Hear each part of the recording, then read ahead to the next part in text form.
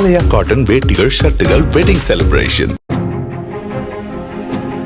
ஒசூரில் ஏடிஎம் இயந்திரத்தில் ஃபெவிக்விக் பசை தடவி நூதன முறையில் பணத்தை திருடி வந்த ஹரியானா மாநில கொள்ளையர்கள் 3 பேர் கைது செய்யப்பட்டுள்ளனர்.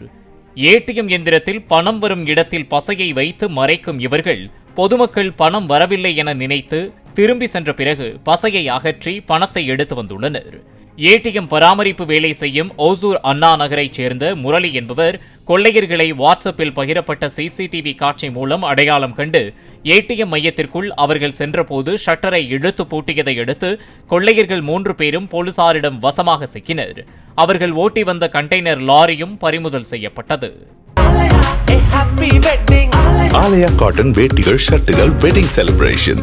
பிளே ஸ்டோர் மற்றும் ஆப் ஸ்டோரில் இருந்து பாலிமர் செயலியை QR கோடு மூலம் பதிவிறக்கம் செய்யுங்கள். செய்திகளை உடனுக்குடன் பெறுங்கள்.